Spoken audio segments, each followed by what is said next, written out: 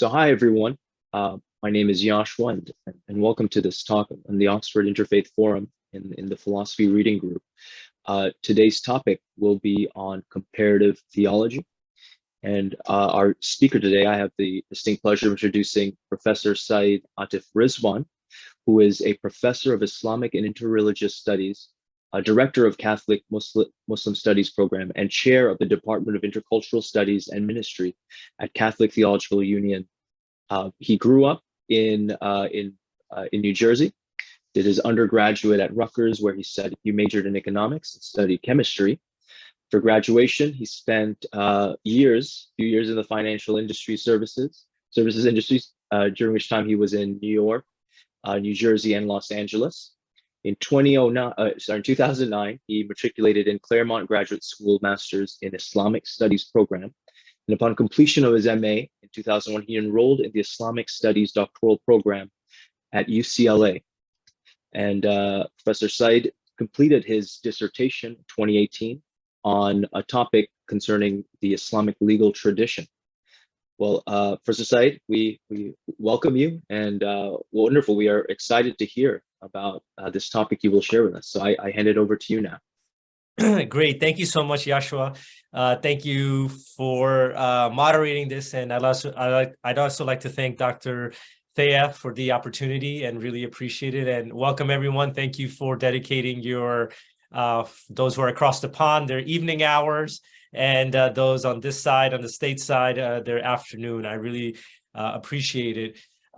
Today, what I'll be talking about is a work in progress. And so I would very much invite, not that it wouldn't be the case otherwise, but very much would invite thoughts and feedback as I develop this particular matter further, and hope to push the limits or the lines of how comparative theology is done.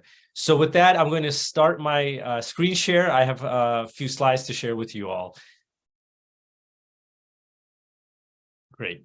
I'm going to start off with the definition of comparative theology, talk a little bit about the history, some of the challenges, and then in particular, the case of the Islamic legal tradition and its place in comparative theology. So in terms of definitions, when thinking about learning about religious tradition other than one's own, in the academy, there are at least 3 different ways of doing so, and each has some overlap with one another. There's theology of religions, which is attempts to account theologically for the meaning and value of religious traditions other than one's own. In other words, theology of religions formulates conceptions about the status of other religions. Then there is interreligious studies, an area of study in which scholars intentionally draw upon at least one religious tradition other than their own when considering certain questions. The interaction is relational, intersectional, and importantly, dialogical.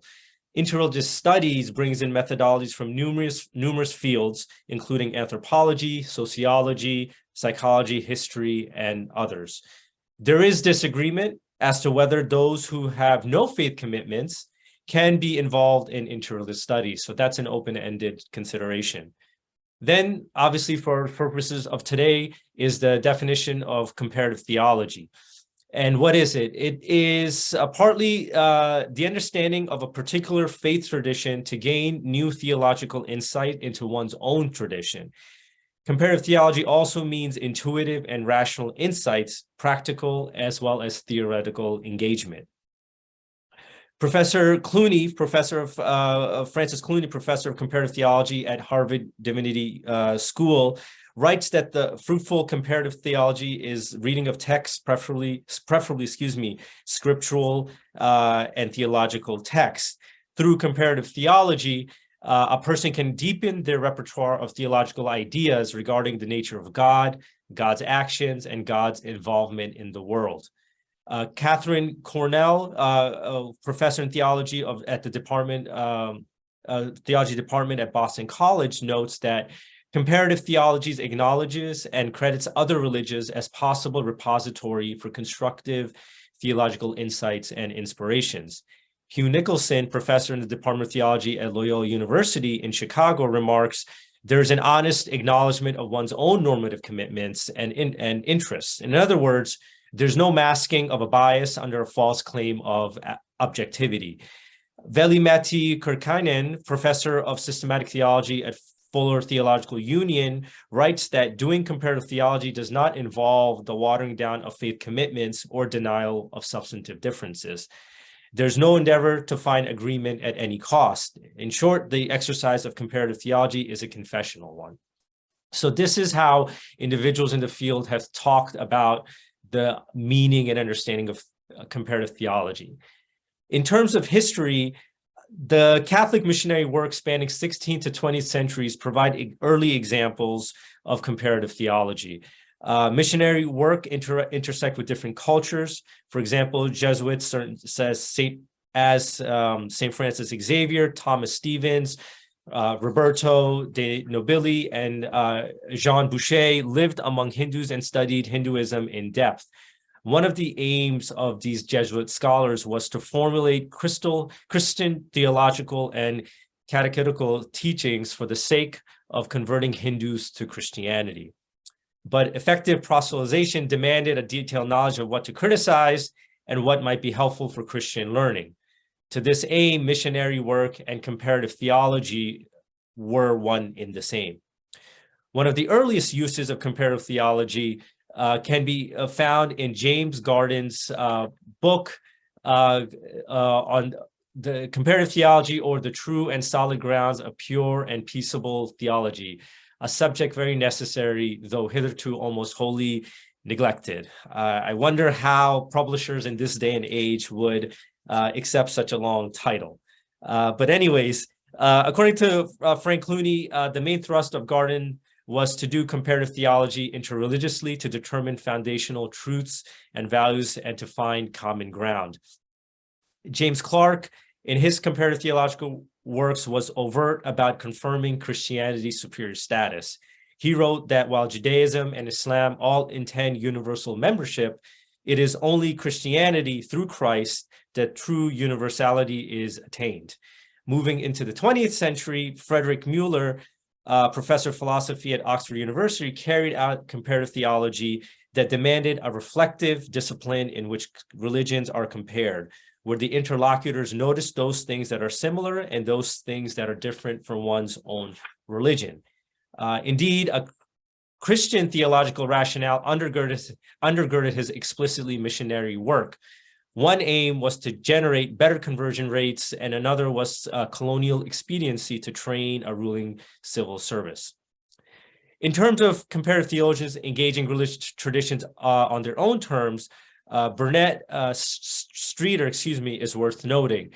While dean at St. Paul's Cathedral in London, he was invited to Japan, where he had firsthand interaction with Buddhism.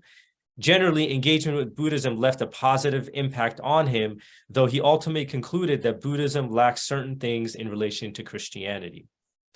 As comparative theology continues to develop beyond the 20th century, it has taken turns with the expectation of shedding some of the shortcomings of the past. For instance, there is a postmodern sensibility that recognizes the indispensable role of presuppositions, including those of theological character, in the understanding of religions. John Thatamanil, professor of theology and world religions at Union Theological Seminary in New York, writes that postmodern comparative theology aims to renounce the discourses on religion and religions because the terms enshrine hegemonic relations both within and among cultures and entail objectification by Christians onto non-Christians. I will come to this point later. Furthermore, broadly speaking, David Claremont, associate professor focusing on moral theology and Christian ethics at the University of Notre Dame, writes that the efforts of interreligious understanding that emerges from comparative theology is complicated by linguistic and conceptual differences between religious traditions. Importantly, the complication is exacerbated by the histories of conflict and violence between traditions that give rise to particular kinds of questions about the meaning and morality of certain theological notions. Rita Sherman, associate professor of Dharma studies at Graduate Theological Union in California, notes that comparative theology is fraught with asymmetry in power that is overlaid with traumas of empire and intolerance. Jacob de Roover, researcher at Ghent University in Belgium, asks, what prevents non-Western traditions of thought and practice from being used as resources for conceptual thinking and theory rather than being regarded as living relics? He further writes that conceptions of theology emerge between colonizers and colonized, which is not dialectic. Using Christian theological vocabulary and ideas makes another tradition appear to be deficient, to be a deficient variant of its Christian counterpart. To extend this point further, Catherine Cornell defines religious hegemony as an uneven power dynamic in which certain religious traditions consciously or unconsciously dominate, determine the public discourse, and subsume other religion traditions or positions into itself. The comparative theologian recognizes and understands power dynamics and is conscious of it during engagement. This posturing ought to help the comparative theologian approach another religious tradition not from a position of power, but rather from a position of vulnerability. Having provided a sketch of comparative theology's definition and history, I now turn to the challenges in the case, especially related to Islam. Now, going back to what I had written in my abstract, which was shared, which is that an important question to ask is what is exactly meant by interreligious studies and dialogue? What is the purpose of interreligious studies and dialogue? Who's answering these questions and fashioning institutional policy based on these answers? Seen through a decolonial lens, it seems that many of the ways in which we engage in interreligious dialogue in general and comparative theology in particular are usually based on Christian-centric models. In the case of comparative theology, as a subsect of interreligious studies, as a student of Islamic law and jurisprudential history, I noticed that centering theology as the focus of interreligious disciplines typically inscribes a Christian-centric framework, meaning there's an assumption that the intellectual center of gravity of any religious tradition is some form of what Christians generally understand to be theology. The problem is that theology, no matter how broadly construed, is a category that does not tend to include law and ethics. But anybody who has studied the Islamic legal tradition knows that theology is a necessary element both in ritual and interpersonal legal practices. I will discuss how to expand the conceptual horizons of comparative theology to include, for example, how Muslims go about setting parameters legally for normative practices. To highlight the point of law and ethics generally being absent from comparative theological works, it's worth noting some of the works that are out there in the field. So the new comparative theology edited by Francis Clooney, there's How to Do Comparative Theology, as well as a more recent companion to comparative theology. These are excellent books, and they have really excellent and deeply insightful contributions and really a great way of understanding how to do comparative theological work. It's also worth noting that there is engagement with Islam, and while there's no chapter that really focuses on the Islamic legal tradition as an expression of theology. Now, when it comes to the Catholic case in terms of Muslim-Christian relations and comparative theology, Nostra Aetate is a watershed document emerging out of Vatican II that, for the better, changed how the church engages with non-Christian religions. Nevertheless, it didn't resolve the Catholic and, broadly speaking, Christian-centric framing of the ways in which Judaism and Islam are engaged. Daniel Jocelyn Siemiatkowski, he's professor in the Department of Theology and director of the Center for Christian Jewish Learning at Boston College, brings into sharp focus the way in which Christian supersessionist mode of thinking have historically impugned an important expression of Jewish theology, namely the law. For instance, he writes that in Galatians 3:23-24, Paul writes, "Now before faith came, we were imprisoned and guarded under the law until faith would be revealed. Therefore, the law was our disciplinarian until Christ came, so that we may be justified by faith." So here, Paul is stating that the Torah as law was given to the Israelites as a disciplinary and as a protective custodian. The diminution of law in relation to Christ as a feature of Pauline thought marginalizes the notion of law as life-giving or having a positive value after the coming of Christ. According to Jocelyn Siamat-Kaski, the disparaging view of the law finds its way into comparative theological work. The mindset has historically enabled discourses that distort lived experiences and beliefs of Jewish practitioners. Ronald Green, professor emeritus for the study of ethics and human value at Dartmouth College, underscores this point when he writes that Christians introduce certain kinds of distinctions, such as those between law and morality. Jewish thought vis-a-vis ethics does not emerge with such a distinction. Moral instruction continues through the formation of Jewish law. The impulse to the law can be partly explained by major ethical conviction of Jewish faith, which is that for moral requirements and ideals to be taken seriously, they have to be actively embodied. But Jocelyn Siamat-Kaski asserts that militating against supersessionist attitudes can have a profound impact on Christians as they do comparative theology.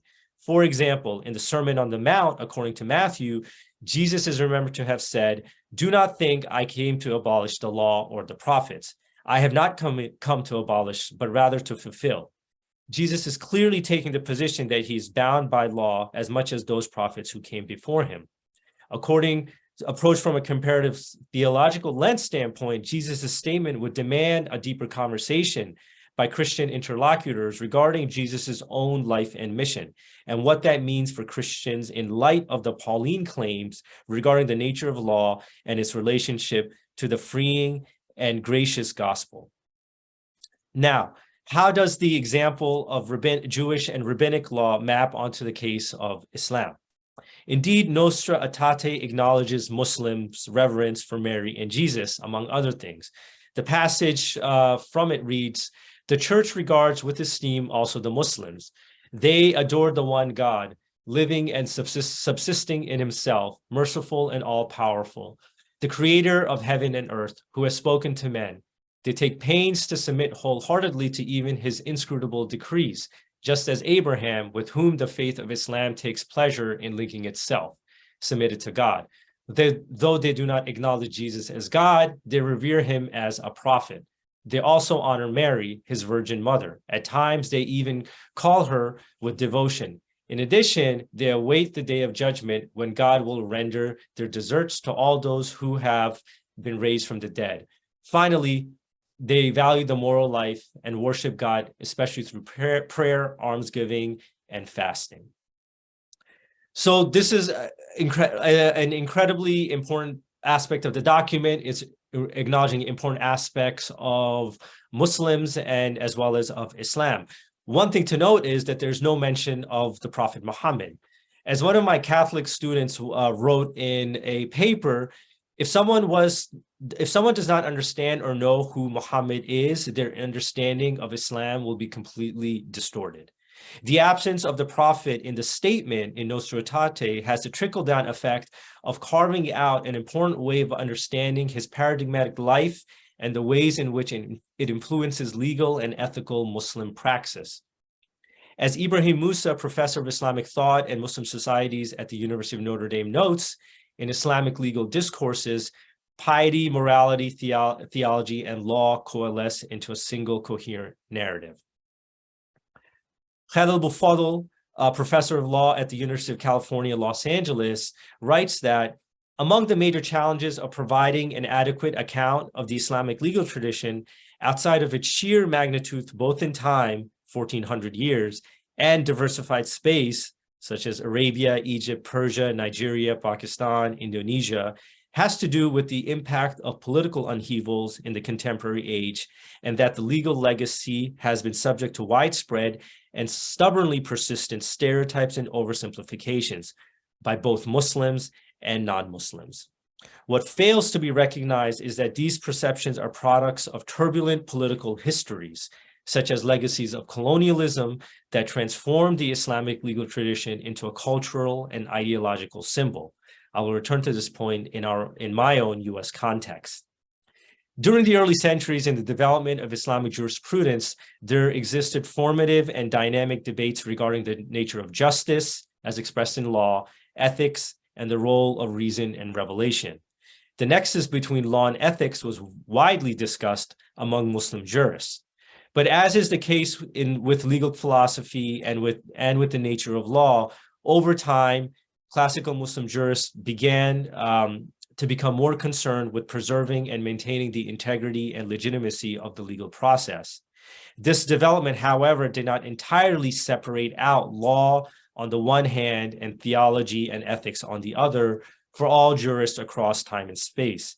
Importantly, and for the present case, the ways in which theology finds its way into law is very much a conscious consideration for practicing Muslims. So how does this actually work in the Islamic case? So let me begin by talking a little about the Sharia.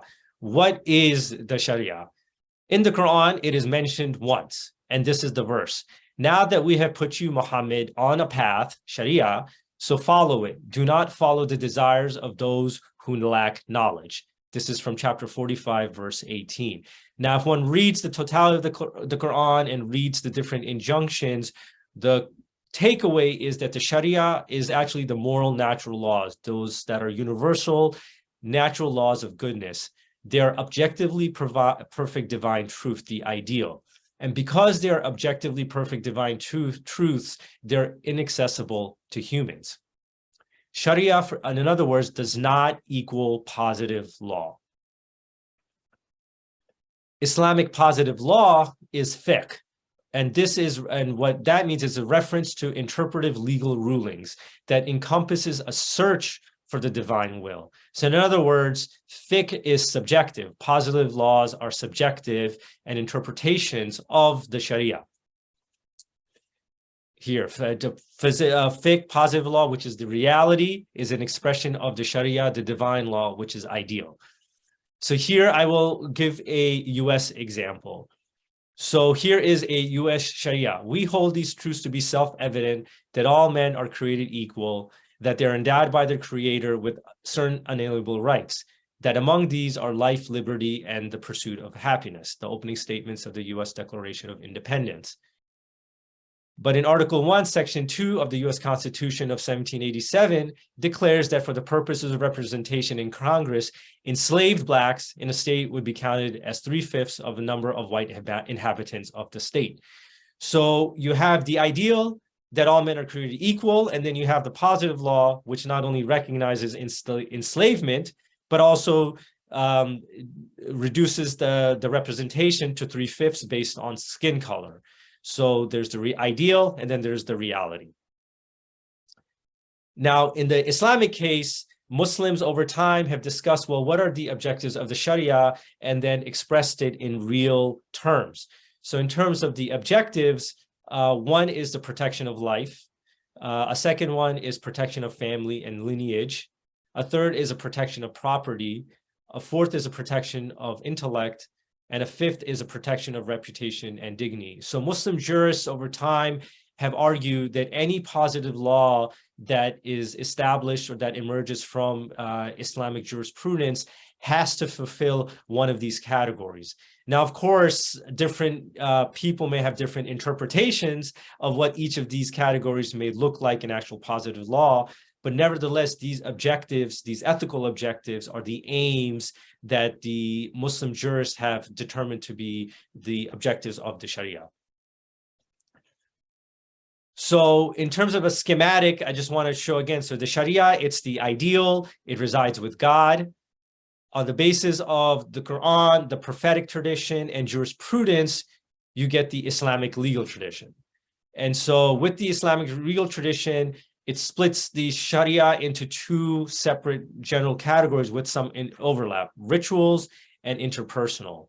So prayer, for example, would be rituals or acts of worship, and then you would have contracts, commercial contracts, for example, that would be interpersonal. Fasting would be another ritual, and then you have family contracts, such as in the case of marriage, what that may look like. Then you have things like almsgiving and the criminal law, which would also be aspects that were expression of the Islamic legal tradition. So going back to the point about what Sharia means and what it doesn't, in the US at least, there are a lot of anti-Sharia bills, and in the United States.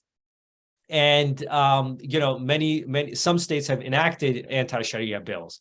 And so in understanding what the Sharia is here, when you look at what these anti-Sharia bills are doing, they're sending a very clear message to Muslims, which is that you can't in fact be Muslim, right? Because the fact that rituals and in terms of prayer, fasting, and almsgiving, or perhaps in marriage contracts, are part of the Sharia, anti-Sharia bill is sending this message that Muslims can't actually be Muslims in the US. Criminal law is one specific aspect, which I will return to.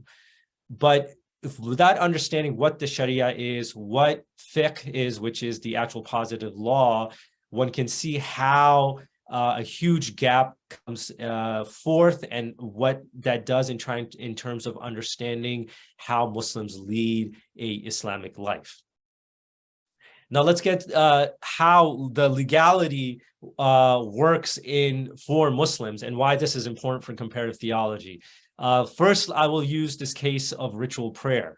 As some of you may know, but for those you don't, practicing Muslims, need to pray 5 ritual prayers a day. And there are a lot of different aspects to performing the prayer. And one thing that comes up, that Muslim jurists talked about in the pre-modern period is it permissible to perform the ritual prayer in a location that a Muslim seizes unlawfully? In other words, this, is it lawful for a Muslim to pray if they are in a place that they're not allowed to be in? So Al-Sarakhsi, who was an 11th century Muslim jurist, he says, I respond to, it is not permissible to pray while in an unlawful locale or wearing stolen clothes, because the act of worship cannot be fulfilled by that which is forbidden. So Al-Sarakhsi says if the prohibition is not related to the prayer itself, then the prayer is lawful. Put differently, what he's saying is that he narrowly focuses on the act of the ritual prayer. If somebody performs the act of ritual prayer correctly, then it does not matter where or under what circumstances the Muslim is performing that prayer, it is lawful. Ibn Qudama, who was a Syrian jurist from the early 13th century, writes, my position is prayer is a form of worship. When done in a forbidden way, it is not valid. This is because the prohibition necessitates the forbidding of an action and avoiding the action. Its performance constitutes a transgression. How can there be compliance with something in which there is a sin, or subject oneself to something that which is prohibited, or perform an act for the purpose of coming closer to God by something that distances the person from God? So here there is this theology of actually how a prayer is performed and what goes into making it lawful for a Muslim. Now, many Muslims admittedly may not think about what it means for them to pray lawful in a place that may be lawful or unlawful to them. But the point that I'm trying to convey here is that the idea of being conscious of what makes a prayer valid is very much part of Muslim life. And this, I think, is a worthwhile thing to investigate for a non-Muslim interlocutor that's doing comparative theology. How does a theology of prayer look like in your own tradition? How can you answer questions like, well, is there a time that a certain ritual can be valid or invalid? Under what circumstances? What does the practitioner need to be conscious of? So there are different ways in which the Islamic legal system tradition can actually help inform a non-Muslim interlocutor about how to think about a comparative theological issue that may not be necessarily part of their own tradition. Now let me look to bring in another case, the last one, which is with respect to the hudud, which are fixed crimes and punishments. And this is the case study that I want to bring up, is that of theft. And this is also very important. So just to give a little bit of background, prior to 7th century Arabia in the Near Eastern continuum, in ancient Egypt, theft from religious places resulted in amputation of the hand or death. Ancient Greece, early laws permitted the killing of a thief if caught. And if a stolen object reached a minimum value, then punishment was death. In Roman laws, theft could result in flogging, forced labor, banishment, or death. In Mesopotamia, punishments for theft included servitude, amputation of the hand, or death. Among the Sasanian laws, punishments included labor, crucifixion, severing of the body in half, or death by burning. And in Mosaic and Rabbinic law, heavy monetary fines or servitude in its place or death. So this is the Mediterranean, Near Eastern continuum in which Islam emerges. So it is unsurprising to find in the Quran, as for the male thief and the female thief, amputate their hands in recompense for what they committed as a punishment from God. And God is all exalted in might and judgment. The subsequent verse says, but whosoever repents after their transgression and rights their ethical disposition, indeed God will forgive such a person. For God is the more forgiving and the more compassionate. So the question is, well, the verse says this, which is amputate the male thief or the female thief's hand, but under what cases? Is it just a matter of just applying the verse to anybody at any time or any place? So there are ethical considerations as part of this theological divine directive that is found in the Quran. Muslim jurists talked about this. So they established certain legal procedures in light of this verse and in light of thinking about legal and ethical ramifications. For example, they established the idea of a minimum value for a stolen object. And in other words, somebody steals like petty theft, a petty crime, something that's non-consequential, the verse doesn't apply in those cases. They also said, well, the object has to be removed from a safeguarded place. So if you take one of your cell phones that may be worth £1,000 or $1,000 and you leave it on at a platform at the subway station or the tube, and somebody takes it, the verse doesn't apply in that case because it wasn't in a safeguarded place with a lockbox on it. Muslim jurists also argue that the type of theft for which the verse applies is theft that occurs at nighttime only, because in daytime, there's always the possibility of getting caught. It's much harder to steal in the daytime. Considerations of duress. If somebody steals under duress, the verse doesn't apply. Same thing with necessity, as well as underlying physical comorbidity. So in other words, if the theft could result in a person's death, or if a person has only one functioning arm, you can't apply this verse. So there is a negotiation between law and ethics that is necessarily tied to theology.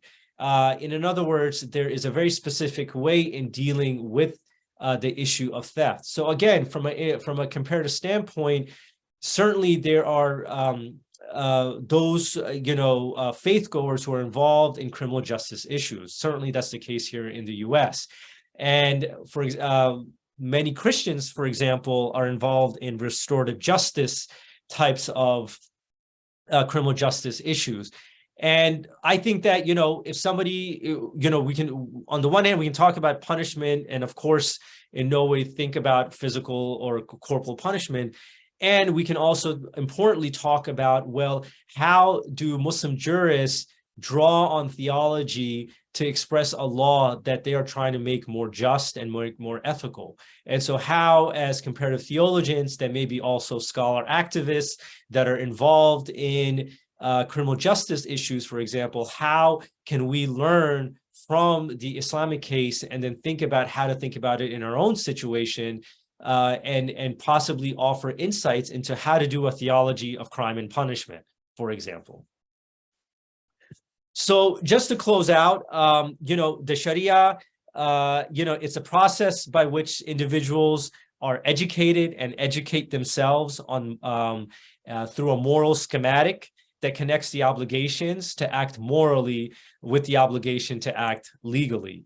Fiqh is not just a set of rules to be obeyed, but there are ways to condition the development of virtues. So the law functions to discipline one's life to constantly ethically orient themselves towards Muslims, towards God consciousness. So I will stop right there, and I will open it up to conversation. And I think give it to Yashua. Thank you, Syed, for yes, a very rich presentation. While we've seen the definition of comparative theology, we've seen the Islamic legal tradition, Sharia, faith. So yes, we open this time now for questions from the audience. Please raise your hands, and we'll call on you. Definitely. Well, thank you, Syed. This has been a very enriching presentation, I think, for us all. Left us with rich questions to consider and to further explore this topic. So before we actually close the session, I just want to maybe let everyone know on March 23rd, this Thursday, we will have another talk. We're taking a turn more towards science-engaged theology in Judaism, a historical overview. We'll be joined by Professor Hava Tirosh Samuelson. So we hope that some of you who are interested, who came and joined us here for comparative theology, would be able to join us this Thursday. Thank you again, Syed. Thank you, Thea. This has been wonderful, and we hope to see you all soon. Thank you. Thank you so much. Thank you.